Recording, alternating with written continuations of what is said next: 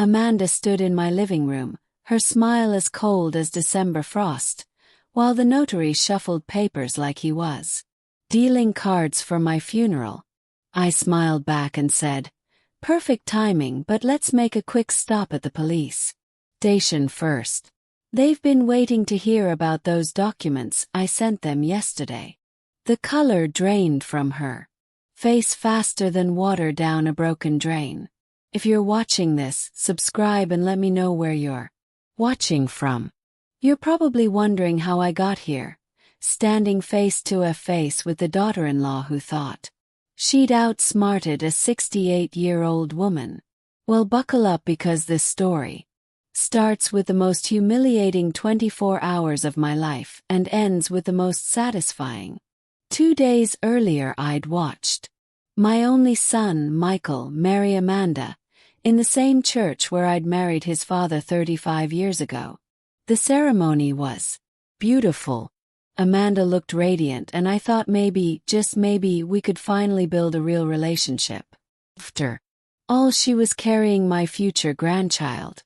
How naive can one woman be? The reception was at the country club, the same one where I'd worked as a waitress to put Michael through college. I'd scraped together $15,000 for their wedding. Money I'd saved from my social security checks, eating generic cereal, and walking to the grocery store to save on gas. "Dorothy's been such a help," Amanda announced to a table full of her friends, her voice dripping with the kind of sweetness that makes your teeth. "She's been living with us for months, helping with the down payment on our house. Such a generous mother-in-law." The women at the table smiled politely, but I caught the glances they exchanged. I knew what they were thinking. Poor old woman probably can't manage on her own anymore. What Amanda didn't mention was how that help had happened. 3 months ago, she'd convinced Michael that my little apartment wasn't safe for an elderly woman living alone. "What if you fall?" she'd said, tears in her eyes. "What if something happens and no one knows for hours?" Before I knew it, they'd moved me out of my apartment and into their spare room temporarily, while we looked for something better suited to my needs. Meanwhile, the $15,000 I'd given them for their house down payment had mysteriously become a loan that would be paid back when things settle down. Things never settle down when someone's busy spending your money. "Is practically family," Amanda continued. And the way she said practically made my chest tighten, as if after 5 years of dating Michael and 9 months of marriage planning, I was still auditioning for acceptance. But the real humiliation came during the speeches. Michael stood up, champagne glass in hand, beaming at his new bride. "I want to thank everyone who made this day possible," he began. "My beautiful wife, our families, and of course my mother, who's always been there when we needed her." Polite applause. Normal so far. Then Amanda rose, elegant in her wedding dress, and the room went quiet. "I also want to say something about Dorothy," she said, her smile so bright it could have powered the chandeliers. "She's been living with us for months now, and I've learned so much about family loyalty from her." My heart swelled. Maybe I'd been wrong about Amanda. Maybe she's taught me that real mothers never stop taking care of their children, no matter how old they get. Some mothers, when their sons get married, they step back and let the wife take over. But not Dorothy. She's shown me that a mother's job is never really done. The applause was uncertain now. People weren't sure if they were supposed to clap or not. Amanda wasn't finished. "Dorothy's even helping us financially, because that's what mothers do. They sacrifice everything for their children's happiness. It's really quite inspiring to see someone so selfless." The silence that followed was deafening. I felt every eye in the room on me, and I understood with crystal clarity what had just happened. Amanda had publicly branded me as a dependent, someone who couldn't let go, someone who was still financially supporting her grown son. But that wasn't the worst part. The worst part came the next morning when I woke up to find Amanda and a man in a suit sitting at my kitchen table. Well, their kitchen table, as Amanda had started calling it. Dorothy, Amanda said brightly, as if nothing had changed overnight. This is Mr. Patterson from Sterling Legal Services. We need to discuss some paperwork. I poured myself coffee with hands that only trembled slightly. After 42 years of motherhood, I'd learned to recognize ambush tactics. What kind of paperwork? Well, Amanda exchanged a glance with the notary. Michael and I have been talking and we think it's time to make some changes. You've been so generous with the house down payment, and we want to make sure you're properly taken care of as you get older. The coffee turned bitter in my mouth. What does that mean exactly? Mr. Patterson cleared his throat. Mrs. Henderson, your son and daughter-in-law have arranged for you to move into Sunset Manor. It's a lovely assisted living facility with 24-hour care. They've already put down a deposit. My coffee mug hit the table harder than I intended. Without asking me, we wanted it to be a surprise, Amanda said, her voice gentle, but her eyes hard as flint. Michael's been so worried about you living independently. And frankly, Dorothy, you've seemed a bit forgetful lately. Forgetful. The word hit me like lap. I was 68, not 98. And my mind was sharper than most people half my. But Amanda had been building this narrative for weeks, hadn't she? Little comments about me misplacing things. Gentle corrections when I remembered events differently than she did. Also been forgetful, I said carefully. Or are you hoping I won't remember that the house we're sitting in has my name on the deed alongside Michael's? Amanda's smile never wavered, but something shifted behind her eyes. Actually, Dorothy, that's part of what we need to discuss. Michael and I have decided to refinance, and it would be simpler if the property was solely in our names. Cleaner paperwork, you understand. And my $15,000 down payment. Consider it a wedding gift, Amanda said sweetly. After all, you want your son to be happy, don't you? The notary was getting uncomfortable. I could see him checking his watch, probably wondering how much longer this family drama would. He had no idea he was witnessing highway robbery in broad daylight. Where's Michael? Yes. Shouldn't he be here for this conversation? He's at the gym, Amanda replied without missing. Beep. He found all this financial talk stressful, so he thought it would be better if I handled it. You understand. Newlywed stress and all. Of course, Michael had always avoided confrontation, especially when it came to money. When he was 12 and wanted a bike, he'd sent me a letter instead of asking face to face. When he'd crashed his car at 17, he'd had his girlfriend call me with the news. And now at 42, he was still sending intermediaries to do his dirty work. Mrs. Henderson, the notary said gently, I do need to inform you that according to these documents, you'd be signing away all claim to the property in exchange for having your assisted living costs covered for the first year. 1 year. They were buying me out of my own investment for 1 year of nursing home care. And after that year, I asked. Amanda shrugged delicately. Well, cross that bridge when we come to it. Maybe you'll have adjusted by then. Maybe you'll like it so much you won't want to leave. Audacity was breathtaking. They'd planned this entire scenario, the wedding, the touching speech about family loyalty, moving me into their house to establish dependence, and now the final act of stripping away my assets and independence in one fell swoop. But here's the thing about underestimating someone. It only works if they don't see it coming. I need some time to think about this, I said, standing up from the table. Amanda's mask slipped for just a moment. Dorothy, Mr. Patterson has other appointments today. It would be much more convenient if we could just handle this now. I'm sure it would be, I replied. But I'm not signing anything today. The notary looked relieved. Course, Mrs. Henderson, take all the time you need. These are big decisions. After they left, I sat alone in the living room I'd helped furnish, looking at the walls I'd helped paint in the house I'd helped buy.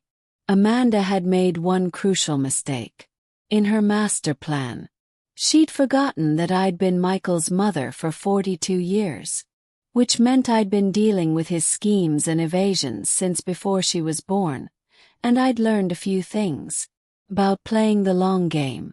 That afternoon, while Amanda was out getting her post-wedding manicure touched up, I did something I hadn't done in months. I went through my own paperwork. The documents I'd kept in the fireproof box that Amanda had insisted we store somewhere safe in their bedroom closet. Funny how somewhere safe really meant somewhere Dorothy can't get to without asking permission first. I found exactly what I was looking for. The original deed to the house showing both Michael's name and mine. The cancelled check for $15,000 clearly marked down payment, and most importantly the power of attorney. Documents that Michael had asked me to sign 6 months ago. Amanda had presented those papers as a precaution just in case something happens to you. Dorothy, Michael could help manage your affairs without having to go through the courts. It's really quite common for people your age. I'd read every word of those documents 3 times before signing. What Amanda didn't know was that I'd also had my lawyer add a very specific clause, one that made the power of attorney conditional on my mental competency as determined by 2 independent physicians. In other words, if I was sharp enough to handle my own affairs, the power of attorney was void. And despite what Amanda wanted everyone to believe, I was plenty sharp. My phone buzzed with a text from Michael. Sorry I missed the meeting this morning. How did it go with the paperwork? I stared at that message for a long time. My son asking about signing away my rights and assets via text message as if I was a business transaction he could delegate to his wife. Type back. We'll need to discuss it when you get home. The response came immediately. Actually, I'm staying at Tom's tonight. Wedding. Recovery. You know how it is. Amanda can catch me up tomorrow. Wedding recovery. He'd been married less than 48 hours and he was already avoiding coming home. Or maybe he was avoiding facing what they'd tried to do to me. That evening Amanda ordered Chinese takeout and we ate in relative silence. She seemed confident that I'd come around, that the pressure of time and her patient manipulation would eventually wear me down. Dorothy, she said as we cleared the plates. Hope you know that everything we're doing is because we love you. Michael worries constantly about your safety, your future. This arrangement would give him such peace of mind. I'm sure it would, I replied. Sunset Manor really is lovely. They have activities, social hours, even a library. You'd make new friends, have people your own age to talk to. People my own age. As if I'd somehow become incompatible with the rest of the world by virtue of having lived through the Carter administration. Have you visited this place? Yes. Of course. Michael and I toured it last month. The staff is wonderful and the rooms are quite spacious, much more appropriate for someone with your needs. My needs. There was that phrase again, as if being 68 automatically created a list of special requirements that only Amanda could identify. What exactly are my needs? Amanda. She looked surprised by the question. Well, senior needs. Medical supervision, social interaction with peers, structured activities, the kind of support that becomes necessary. As we age. I nodded thoughtfully. And you've determined that I need these things because, Dorothy, you're almost 70. Living independently becomes more challenging at your age. We're just being proactive. Almost 70. I was 68 and 3 months, but Amanda had been rounding up for weeks now, adding months and years to my age like she was fast forwarding me toward incompetence. See, I said. And when did you and Michael decide that I was no longer capable of making my own decisions? Amanda's patience was starting to fray around the edges. We're not saying you're incapable, Dorothy. We're saying it's time to be realistic about your limitations. Limitations that, coincidentally, included the limitation of owning property they wanted to control. That night I lay awake in the spare bedroom that had once been my temporary solution and was now apparently my last night of freedom. Amanda had made it clear that the Sunset Manor arrangement would happen with or without my cooperation. They'd used the power of attorney claim I was becoming forgetful and unsafe. But Amanda had made her second crucial mistake. She'd assumed that a woman who'd raised a son alone, who'd worked double shifts and night jobs, who'd survived the death of a husband and built a life from nothing, would be easy to manipulate. Tuesday morning I got up early and made my famous blueberry pancakes. The same recipe I'd been making for Michael since he was 5 years old, back when he'd sit at our tiny kitchen table in our tiny apartment and tell me about his dreams of having a big house someday. I'd wanted to help him achieve that dream. I'd never imagined he'd use it to cage me. These smell wonderful, Amanda said, appearing in the kitchen in her silk pajamas, perfectly coordinated, even first thing in the morning. What's the occasion? No occasion. Just felt like cooking. She sat down and accepted a plate, cutting her pancakes into neat, precise bites. I hope you've had time to think about our conversation yesterday, Dorothy. Mr. Patterson called. He can come back this afternoon if you're ready to move forward. I've definitely been thinking, I said, sitting down across from her with my own plate. No. It's hard to let go of independence. But sometimes the people who love us have to make difficult decisions on our behalf. I took a bite of pancake, savoring the burst of blueberries. Can I ask you something, Amanda? Course. What made you decide that I needed assisted living? She looked puzzled. Well, as I said, your age, your safety. No, I mean, specifically, what incident made you think I wasn't safe living independently? Amanda paused, her fork halfway to her mouth. It's not about one incident, Dorothy. It's about overall vulnerability. But there must have been something that triggered this concern. A fall, confusion, forgetting to turn off the stove.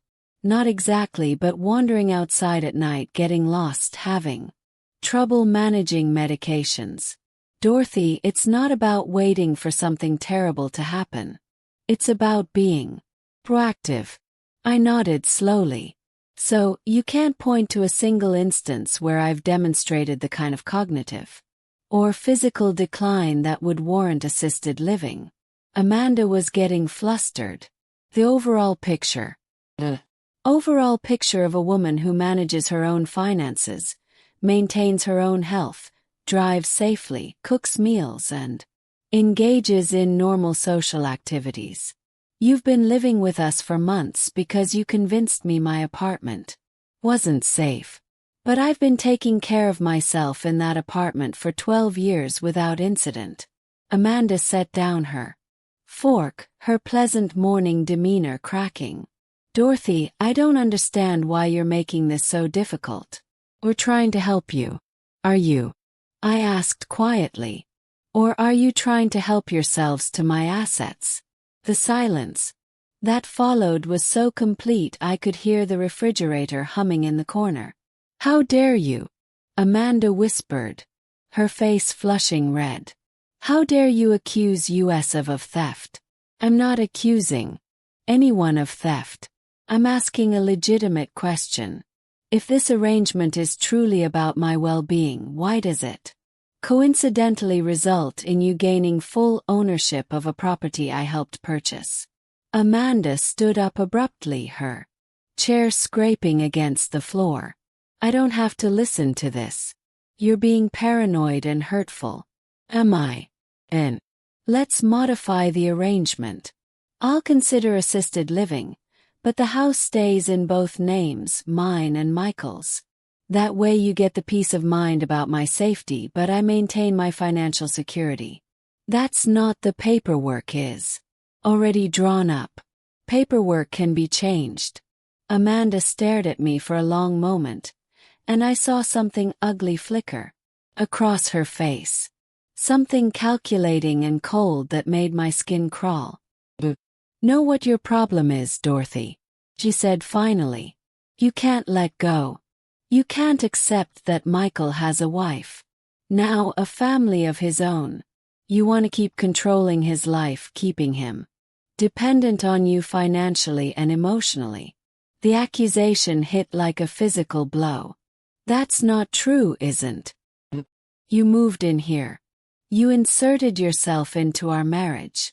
You make him feel guilty every time he tries to build a life separate from you. This isn't about the house, Dorothy. This is about you refusing to accept that your role in Michael's life has changed." I felt tears sting my eyes because there was just enough truth in what she said to hurt. Had been struggling with Michael's marriage, with feeling displaced and less important. But that didn't mean I deserved to be stripped of my independence and assets. "Even if that were true," I said, my voice steady. Despite the pain in my chest, it wouldn't justify deception and financial exploitation.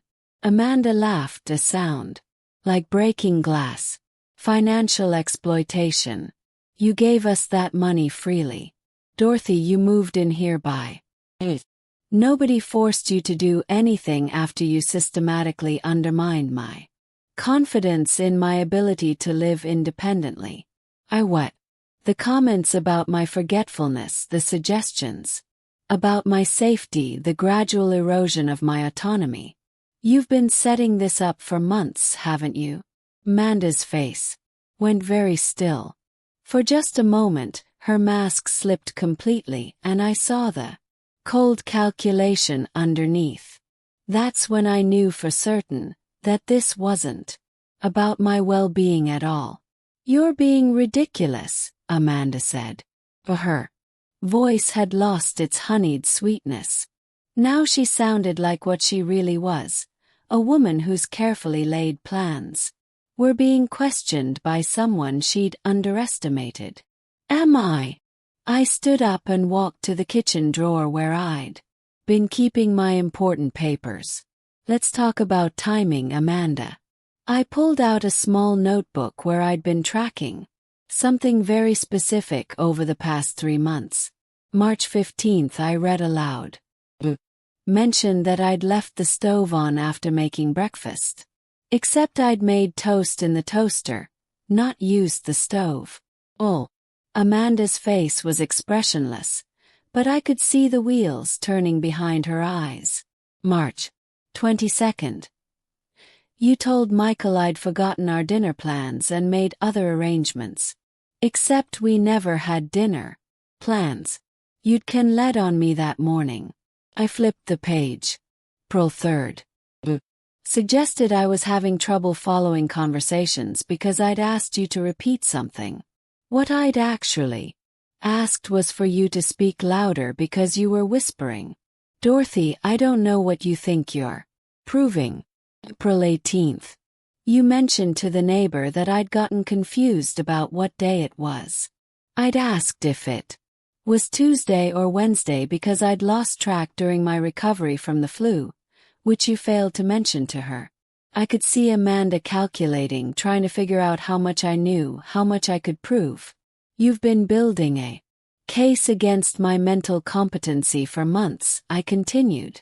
Every minor mistake, every normal senior moment, every instance of being tired or sick, you've been cataloging it all and presenting it as evidence of decline. You're being paranoid. Am I?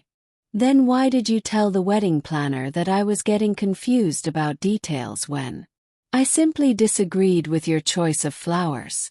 Amanda was quiet now, her jaw clenched. And why? Continued. Did you tell Michael that I was becoming fixated on money matters when I asked reasonable questions about how my $15,000 was being spent? Because you were being inappropriate. Inappropriate how?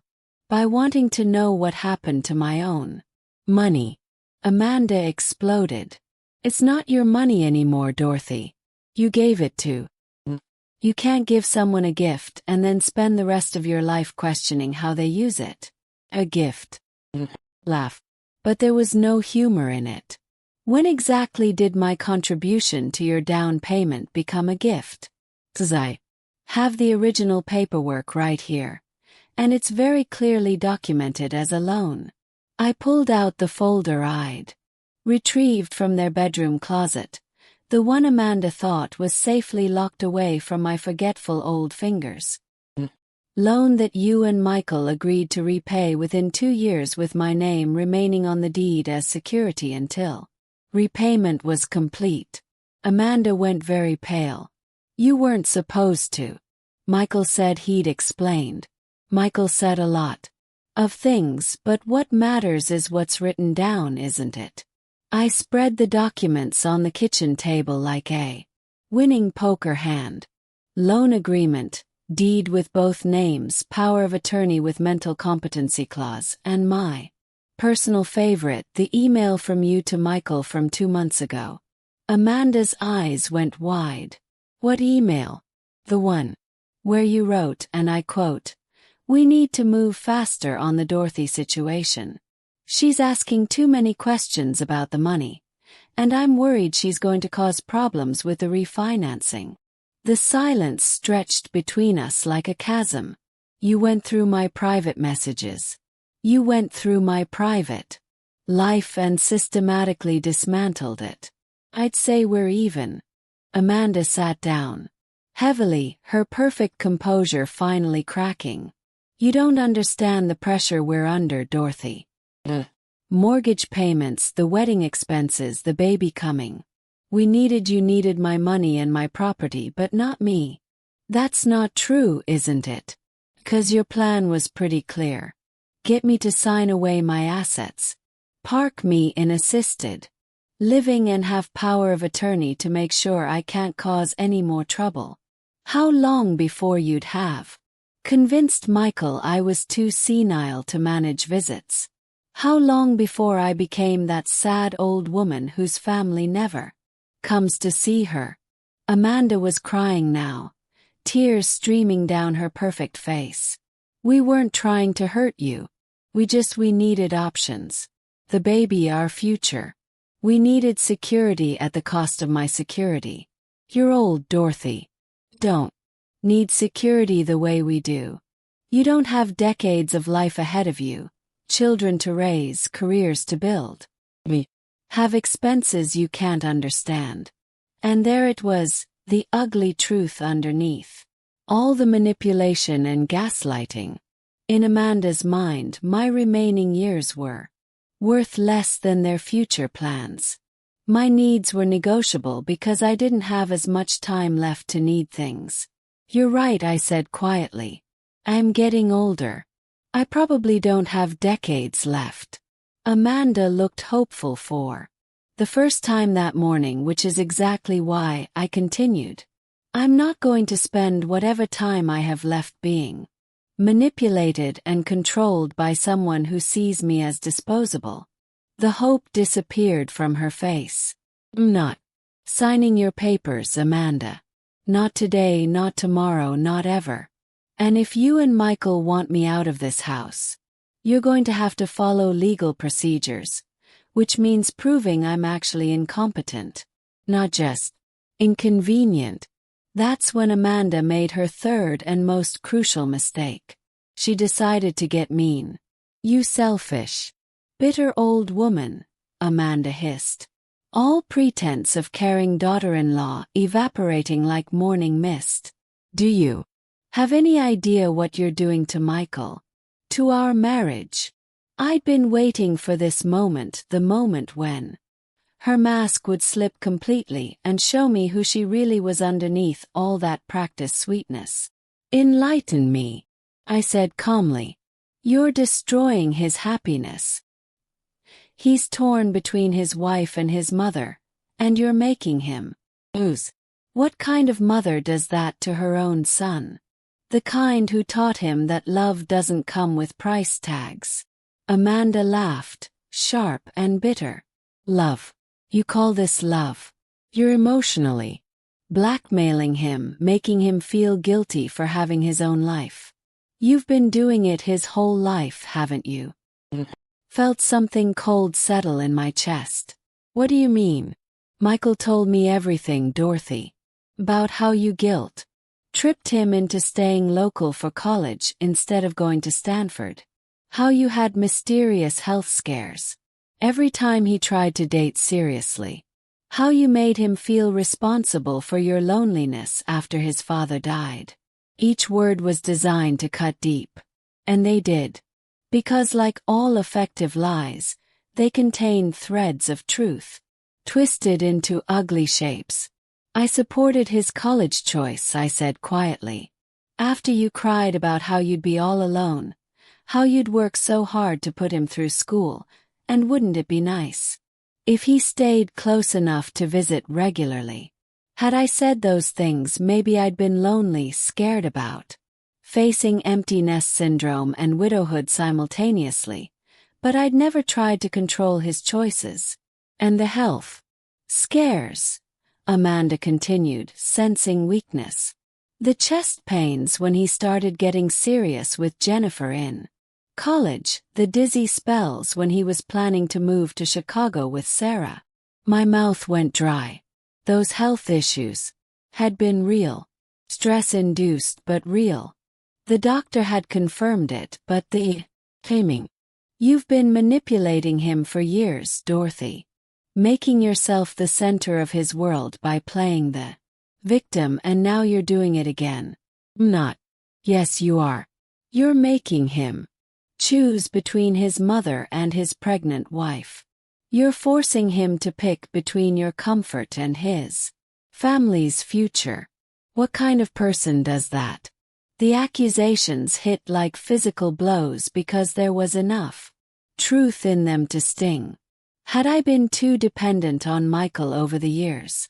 But I unconsciously tripped him into staying close. But even if I had, it didn't justify what they were doing now. Even if everything you just said is true, I managed, it doesn't give you the right to defraud me. Defraud? Amanda's voice rose to a near shriek. "We're trying to take care of you. We're trying to make sure you have a safe place to live and medical care when you need it. By stealing my assets and warehousing me in a facility I never chose. By making sure you don't end up alone and helpless, with no one to look after you. I'd rather be alone than be with people who see me as a burden to be managed." When Amanda showed me exactly how much she'd been holding back. "Fine," she said, her voice deadly calm. "You want to play hardball, Dorothy? Let's play hardball. You have 24 hours to reconsider your position. Or what? Or I tell Michael about the pills." My blood turned to ice water. "What pills?" Amanda smiled. And it was the most frightening expression I'd ever seen on a human face. "The Xanax I found in your purse. The prescription that isn't yours. The medication you've been hiding from us." I stared at her, understanding dawning. Like a slow sunrise. Those were Sarah Martinez's pills. She asked me to pick up her prescription because she couldn't get off work. I was dropping them off to her this afternoon. Can you prove that? Sarah can confirm Sarah Martinez, who moved to Phoenix last month. Sarah Martinez. The room spun slightly. Sarah had moved, yes, but she'd asked me to pick up her prescription as a favor before she left to save her a trip to the pharmacy. The pills were still in my purse because I'd forgotten to give them to her before she moved. You're going to claim I'm abusing prescription medication that isn't mine. I'm going to express concern about your judgment and your potential addiction issues, combined with your recent paranoid accusations about financial exploitation, your documented confusion and memory problems, and your increasingly erratic behavior. She let the threat hang in the air between us. Michael will have no choice but to pursue legal guardianship for your own protection. I sat down heavily, the full scope of her manipulation finally becoming clear. She hadn't just been building a case for assisted living. She'd been building a case for complete legal control over my life. You planned this, I whispered. I planned for contingencies, Amanda replied coolly. I hoped you'd be reasonable, but I prepared for the possibility that you'd be difficult. Michael would never. Michael will do whatever it takes to protect his family. And I'm his family. Now, Dorothy, you're just the woman who raised him. The cruelty in that statement took my breath away. Amanda continued, checking her watch.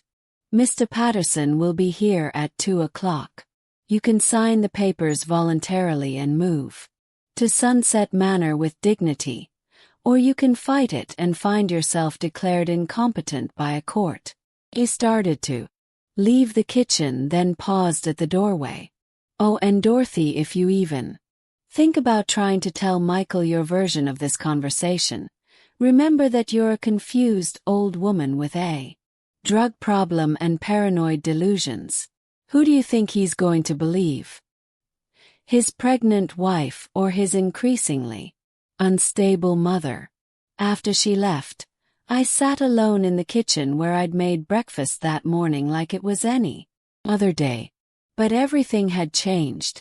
Amanda had shown me exactly how trapped I was, how completely she'd planned my destruction. But Amanda had made one final mistake. She'd forgotten that I'd had 42 years to learn about my son's personality, his patterns, his weaknesses, and I'd had 42 years to learn about patience, planning, and the art of the long game. At exactly 1:45 p.m., Mr. Patterson arrived with his briefcase and his official papers. At exactly 1:46 p.m., Amanda discovered that some games are won before they even begin. Mrs. Henderson, Mr. Patterson said, settling into his chair with professional efficiency. I understand you'd like to proceed with the assisted living arrangements today. I smiled at him the same way I'd been smiling at people who underestimated me for 68 years. Actually, Mr. Patterson, I'd like to discuss something else entirely. Amanda froze halfway through pouring him coffee. Dorothy, we agreed. We didn't agree to anything, Amanda, but I did spend some time this morning making phone calls. I reached into my purse. The same purse where Amanda thought she'd found evidence of prescription drug abuse, and pulled out a manila folder. Mr. Patterson, are you familiar with elder abuse laws in this state? Notary shifted uncomfortably. That's not really my area of expertise, Mrs. Henderson. Well, let me educate you. Financial exploitation of elderly persons is a felony punishable by up to 10 years in prison and full restitution of damages.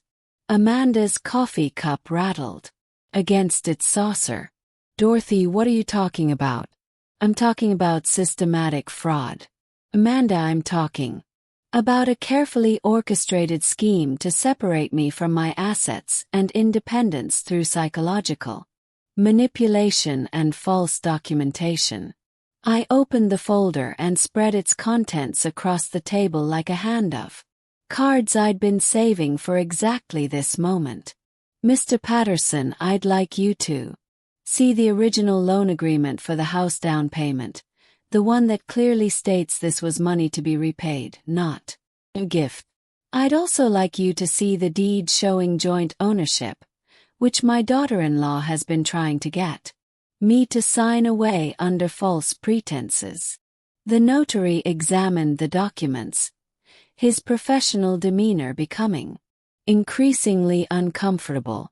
Mrs. Henderson, these appear to be legitimate financial instruments. They are. Here's the email trail between Amanda and Michael discussing how to handle the Dorothy situation before I became a problem for their refinancing plans. Amanda went white. How did you get access to your private communications? The same way you've been accessing my medical information, my financial records, and my personal belongings without permission. The difference is what I did was legal. Pulled out another document. This is a report from Dr. Sarah Chen, my physician for the past 12 years, confirming that I show no signs of cognitive decline, dementia, or any condition that would impair my decision-making capacity. When did you, Amanda? Started yesterday afternoon.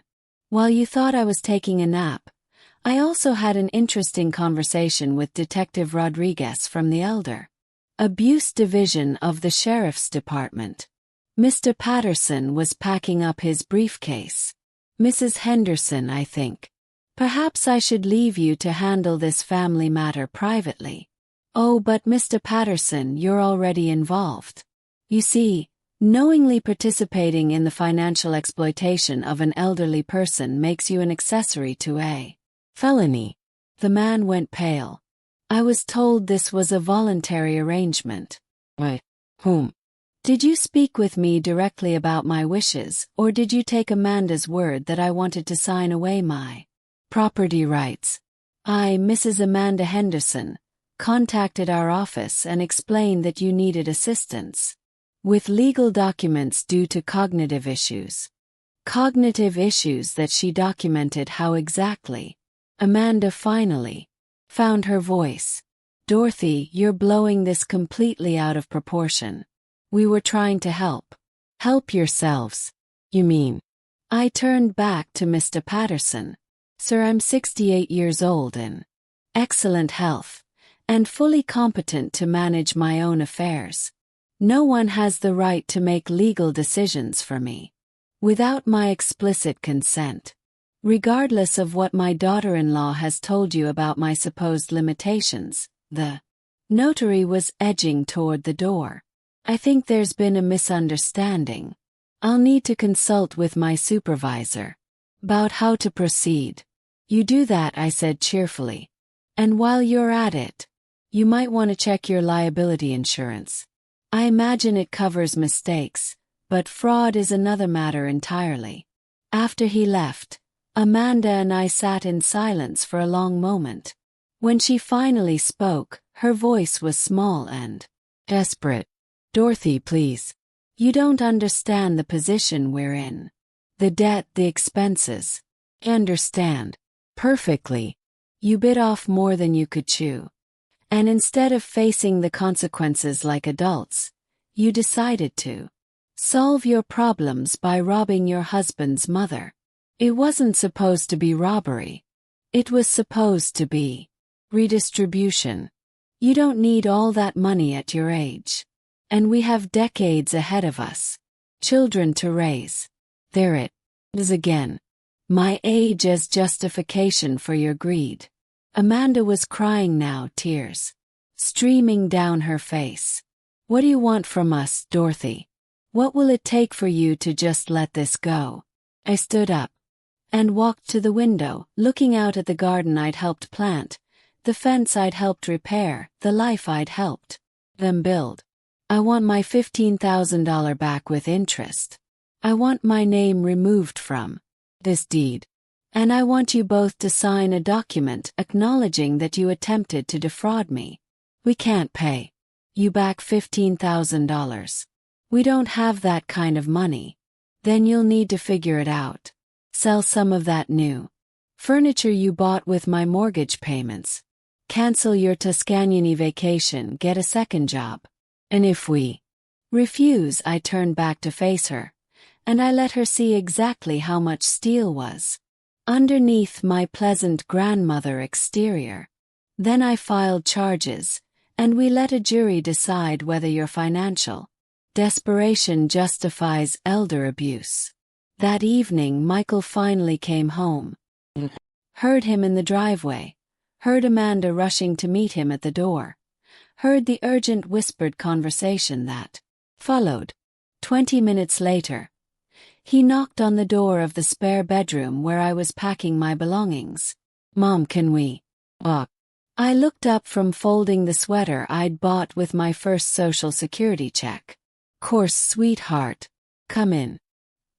He looked terrible, pale, exhausted, like a man who just discovered his whole life was built on quicksand, which in a way it was. Amanda told me about today, about the accusations you're making. They're not accusations, Michael. They're facts backed up by documentation. He sat down heavily on the edge of the bed. Mom, I need you to understand something. Amanda and we never meant to hurt you, but you did hurt me. The question is whether you meant to or whether you just didn't care enough to think about the consequences. That's not fair, isn't it? You let your wife convince you that I was becoming incompetent without bothering to talk to my doctor.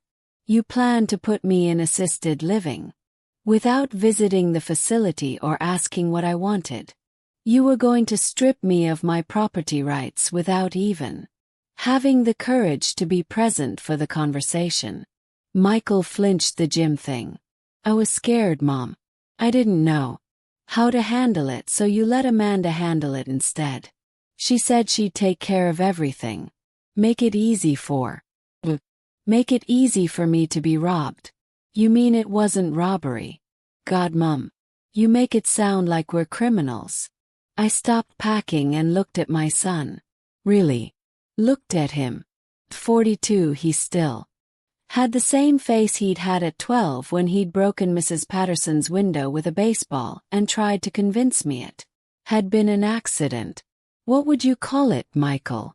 Taking someone's money under false pretenses, attempting to have them declared incompetent so you can control their assets, systematically undermining their confidence and independence. We were trying to protect you from what? From living my own life with my own money in my own home. From being alone and vulnerable. From falling and lying there for hours with no one to help.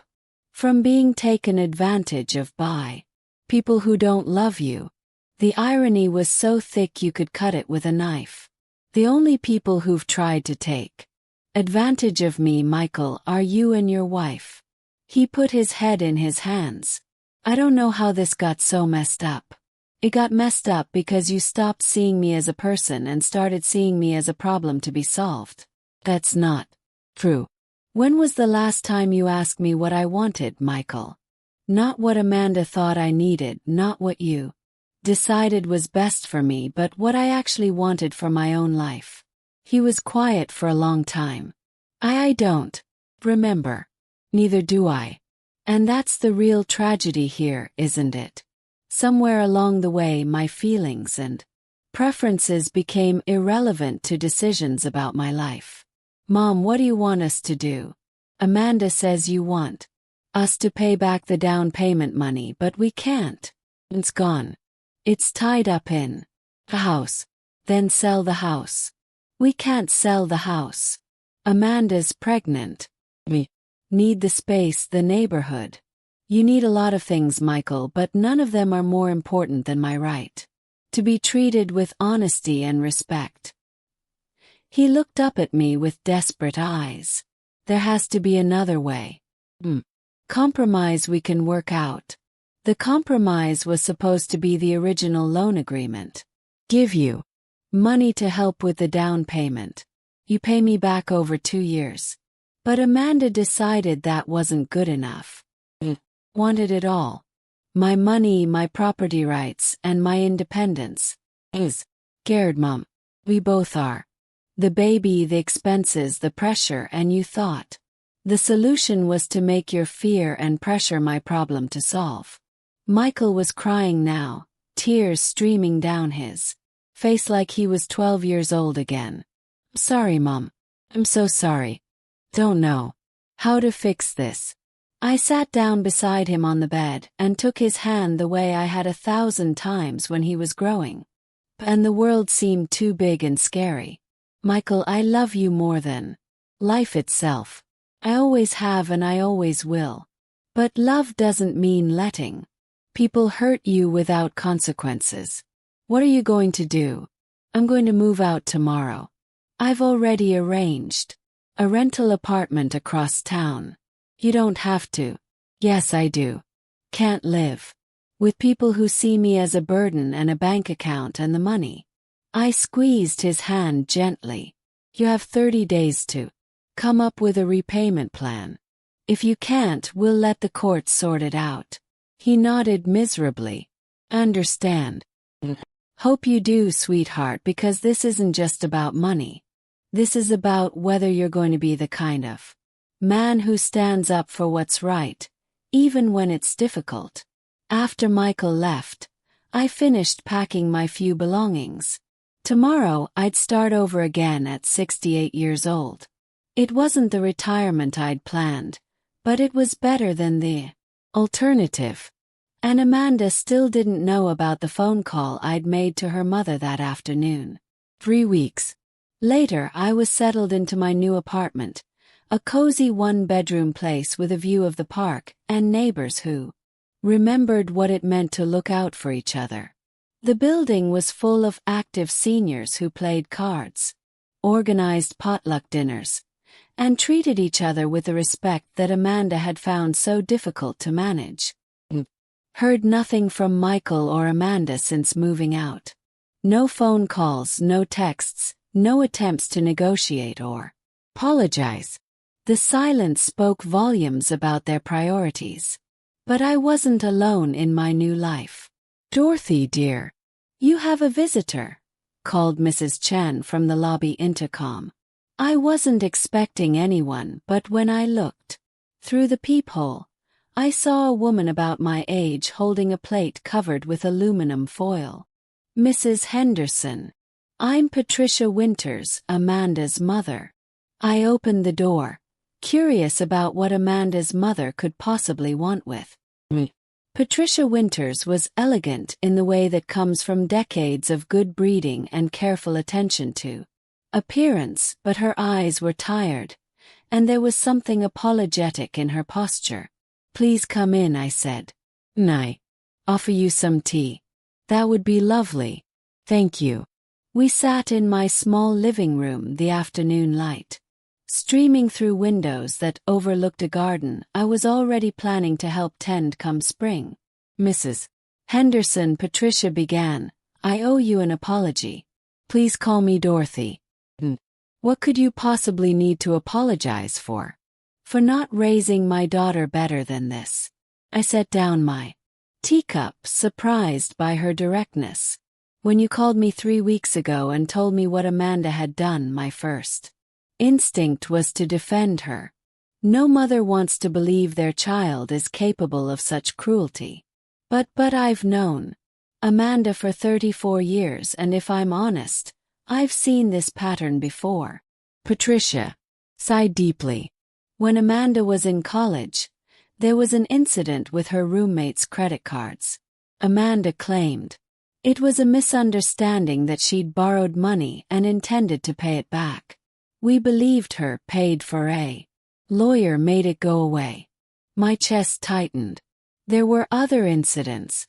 Her first marriage ended when her husband discovered she'd been taking money from his elderly father's checking account. Again, Amanda claimed it was temporary, that she was helping the old man manage his finances, but the bank records told a different story.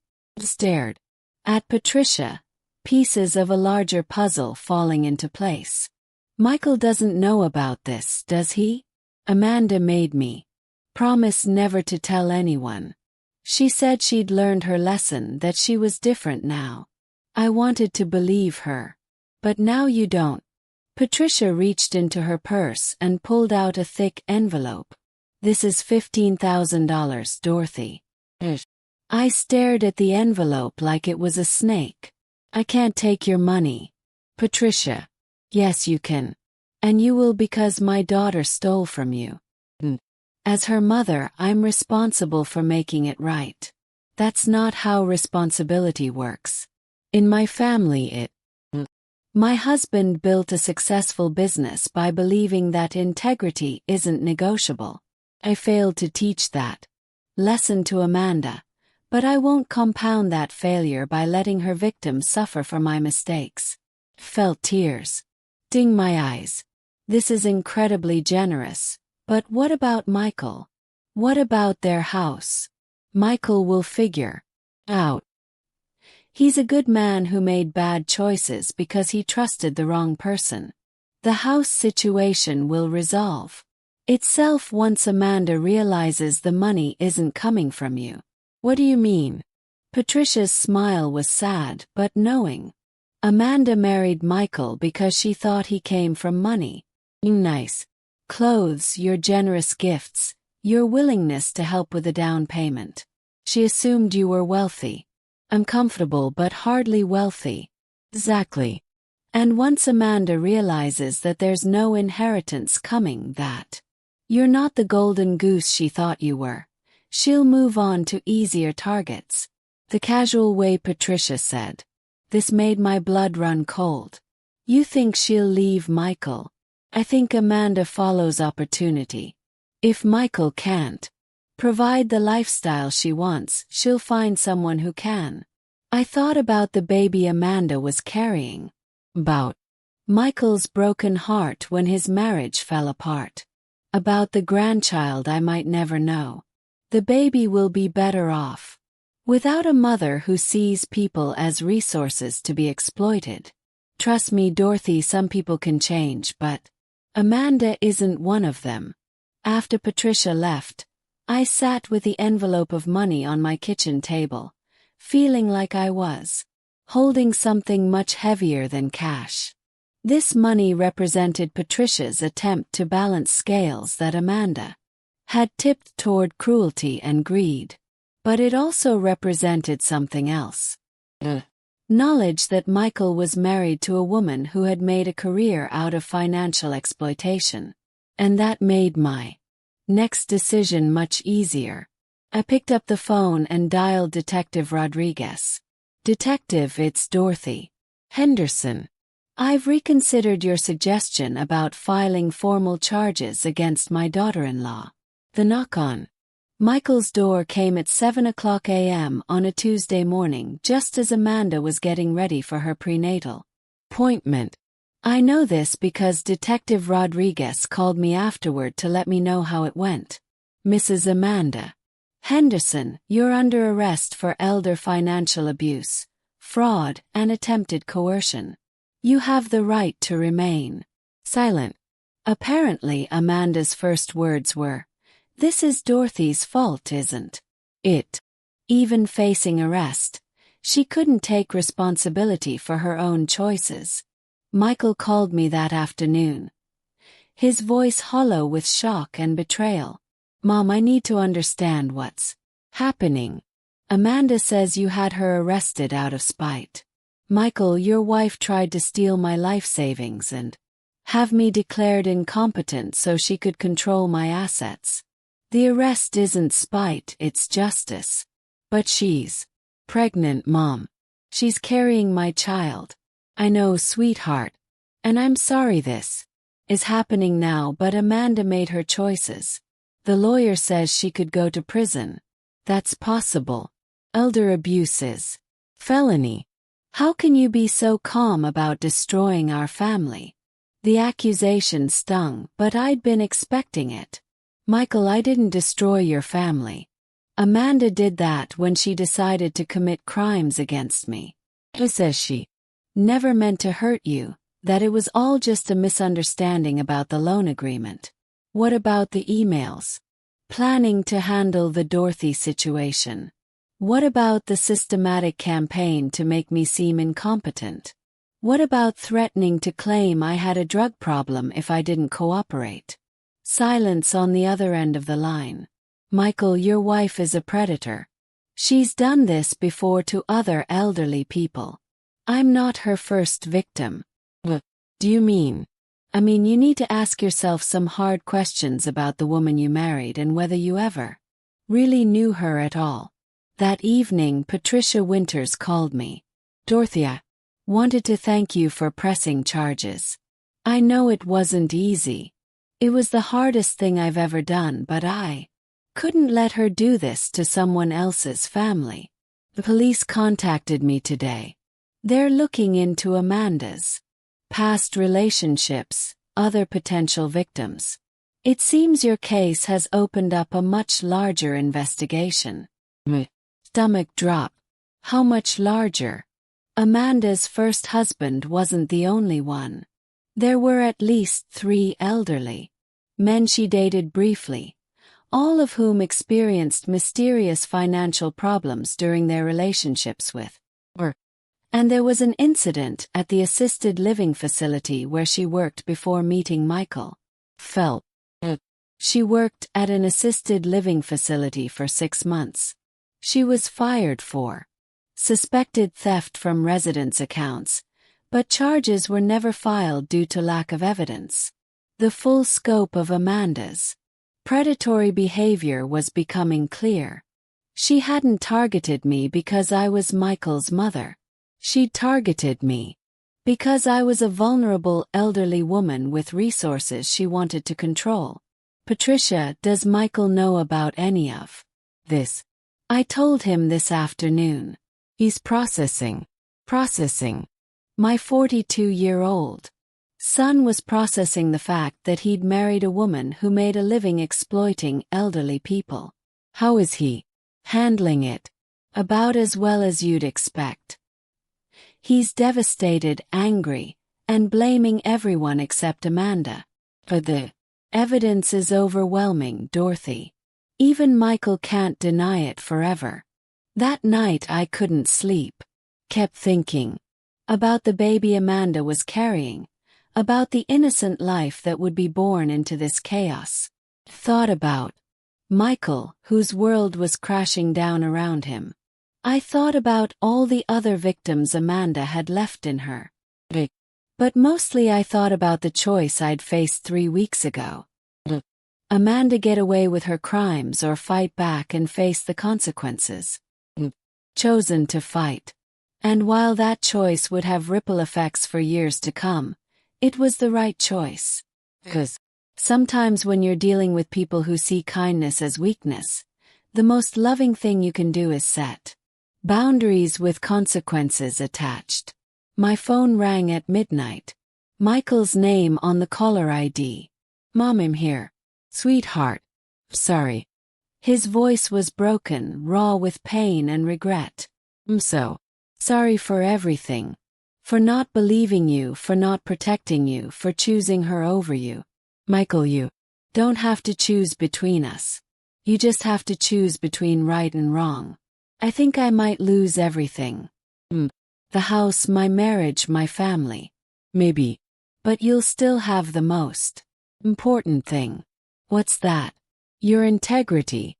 And the chance to be the kind of man your father would be proud of. He cried then, deep sobs that came from somewhere primal and broken.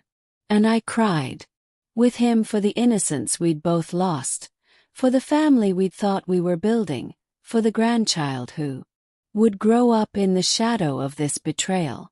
But beneath the grief there was something else. Relief. 'Cause for the first time in months my son was seeing clearly, and that meant there was still hope for us both. 6 months later, I stood in the courthouse watching Amanda plead guilty to 3 counts of elder financial abuse. She looked different, smaller somehow, without the designer clothes and professional makeup that had been part of her costume. Michael sat 2 rows behind me with Patricia Winters. He'd filed for divorce. 3 weeks after Amanda's arrest, when the full scope of her criminal history became public. The baby, a little girl, had been born healthy despite the stress of her mother's legal troubles. "Your Honor," Amanda's lawyer said, "my client deeply regrets her actions and asks the court's mercy in consideration of her circumstances as a new mother." But Martinez looked unimpressed. "Mrs. Henderson, you systematically targeted vulnerable elderly individuals for financial exploitation. Your actions weren't momentary lapses in judgment. They were part of a calculated pattern of abuse spanning several years." Amanda started crying. The same manipulative tears she'd used on Michael and me for months. "Mrs. Henderson, you've pleaded guilty to defrauding Mrs. Dorothy Henderson of $15,000, attempting to coerce her into signing away property rights and making false statements about her mental capacity. The court sentences you to 18 months in state prison, followed by 3 years of probation and full restitution to the victim." 18 months seemed like such a short time for the damage she'd caused, but it was more than I'd expected. After the sentencing, Michael and I walked outside together into the spring sunshine. "How do you feel?" he asked. "Tired," I admitted, "but also free. Keep thinking about the baby, about Emma growing up knowing her mother is in prison." Emma, they'd named her Emma. Dorothy Henderson. Michael's attempt to honor me despite everything that had happened. "Emma will be better off knowing the truth than living with lies," I said. "And she'll have you and Patricia, and maybe even me if you'll let me." Michael stopped walking and turned to face me. "Mom, I need you to know something. When Amanda was trying to convince me you were incompetent, there was a part of me that wanted to believe. The honesty hurt, but I appreciated it. Because it would have been easier than facing the truth about my marriage, about my judgment, about the person I'd chosen to build a life with. Michael, let her make me see you as a burden instead of a blessing. I let her convince me that loving you was somehow betraying her. I chose comfort over courage, and it nearly cost me everything that actually matters." He took his hand, the same hand I'd held when he was learning to cross the street, when he'd graduated from college, when he'd called to tell me he was getting married. "We all make mistakes, sweetheart. The question is what we do with the lessons they teach us. What I learned is that my mother is the strongest, smartest, most resilient woman I've ever known. And I'm sorry it took me this long to remember that." 3 weeks later, Michael brought Emma to visit me in my apartment. She was beautiful, dark hair like her father, Patricia's elegant nose and eyes that seemed to see everything. "She's perfect," I whispered, holding my granddaughter for the first time. "Mom," Michael said quietly, "I've been thinking about the house. Oh, I can't afford the mortgage payments without Amanda's income, and honestly I don't want to live there anymore. Too many bad memories." I looked up from the babies. "What will you do?" "I want to sell it and give you half the proceeds." "Not exactly what you're owed, but it's a start." "Michael, you don't have to." "You do. Mom, you taught me that family means taking care of each other." While there, I forgot what that meant. 6 months after that, Michael and Emma moved into a small house 3 blocks from my apartment. Michael took a second job to make ends meet, but he also started coming over for dinner twice a week. We'd sit on my tiny balcony while Emma played on a blanket, and we'd talk about everything except Amanda.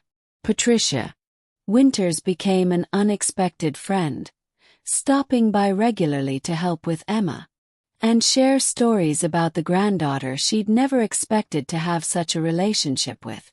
"You know," she said one afternoon as we watched Emma take her first steps across my living room, "I think this little one is going to be just fine. Even with everything that's happened, especially because of everything that's happened. She'll grow up knowing that actions have consequences, that integrity matters, and that the women in her family don't back down from bullies.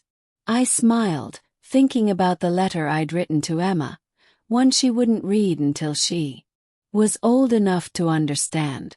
In it, I told her the whole story about her mother's choices, about the importance of standing up for yourself, about the difference between love and manipulation.